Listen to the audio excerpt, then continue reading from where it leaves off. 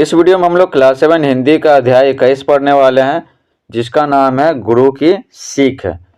ठीक है, तो ये है चैप्टर हम लोग पढ़ेंगे और जो भी चीज़ दिया हुआ है सीख का वो सीखेंगे। ठीक है, तो इसको ध्यान से पढ़िएगा। देखिए, एक दिन गुरु जी अपने शिष्यों को जड़ी बूटियों की जानकारी देने के लिए किसी जंगल में लेकर जा रहे थे। ठीक है, जड़ी बूटियों की जानकारी देने के लिए रास्ते में आवारा कुत्ते भौंकते हुए उनके पीछे आ गए। गुरु और उनका एक शिष्य उनकी ओर ध्यान न देकर चुपचाप अपनी राह पर चलते रहे। ठीक है, पर उनके अन्य शिष्य वहीं रुक गए। वे पत्थर मारकर उन आवारा कुत्तों को भगाने लगे।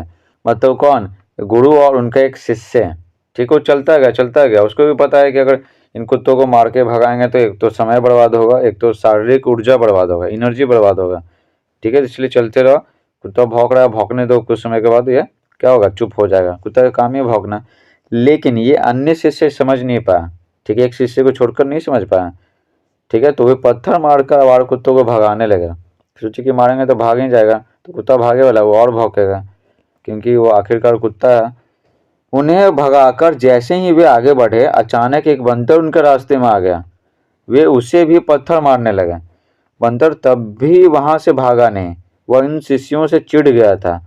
बहुत देर तक वे उस बंदर से ही उलझे रहे।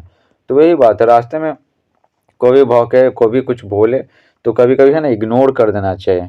ठीक है, अक्सर इग्नोर कर देना चाहिए, लेकिन जब ज़्यादा हो तो बोलना चाहिए। ठीक है, उनका काम ही है ये सब खाली बोलना।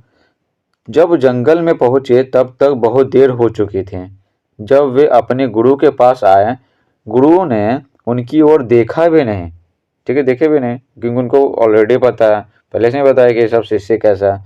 उनकी अनदेखी करते हुए गुरु ने अपने साथ आए शिष्य से कहा, वत्स, शाम होने वाली है। जंगल में अब रुकना ठीक नहीं है। हमें यहाँ से अब शीघ्र जाना होगा, क्योंकि जंगली जानवर है ना, तो कहीं से भी आक्रमण कर सकते हैं, चला जाएगा।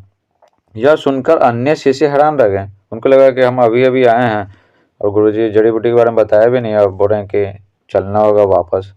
जड़ी बूटियों के बारे में तो गुरुजी ने कुछ बताया ही नहीं था। ठीक है, आगे देखिए। उन शिष्यों ने विनम्र भाव से गुरुजी से कहा, गुरुजी, आप तो हमें जंगल में जड़ी बूटियों की जानकारी देने के लिए लाए थे, पर आप तो बिना जानकारी दिए जाने की बात कह रहे हैं। तो गुरुजी ने कठोरता से कहा, बच्चों, तुम सही कह रहे हो, पर तुम अभी इस योग्य नहीं हो। ठीक है ना, मान लेते हैं कि जड़ी बूटी का पूरा जानकारी मिल गया तो फिर वो कुछ भी कर सकते हैं ना, कुछ भी किसी को दे दिए, मतलब अपना दिमाग विकसित होना चाहिए। ठीक है, तो गुरु की बात को वो समझ नहीं सके। शिष्यों ने पुनः याचना भरे स्वर में कहा, गुरु जी, आप हम से नाराज क्यों हैं? हमारा दोष क्या है? उन सभी को गलती भी नहीं पता है। उन सभी को पता होना चाहिए कि एक तो देर हो गया, ठीक है, और देर क्यों किए हैं बिना मतलब के जानवरों से लड़ने में। शिष्यों को समझाते हुए गुरु ने कहा, बच्चों, यदि तुम समय पर जंगल में आ जाते तो संभवतः मैं तुम्हें जड़ी बूटियों की जानकारी अवश्य देता, पर तुमने तो अपना सारा समय रास्ते में व्यर्थ की बातों में उलझने में ही गवा दिया। पहले कुत्ता को भगाने में लगा दिया, फिर बंदर को भगाया। तो जानते हुए जानवर है तो उसका उतना दिमाग नहीं है मनुष्य की तुलना में। उनको नहीं पता है कि तुम पढ़ने लिखने जा रहे हो, जड़ी बूटियों की जानकारी प्राप्त करने जा रहे हो।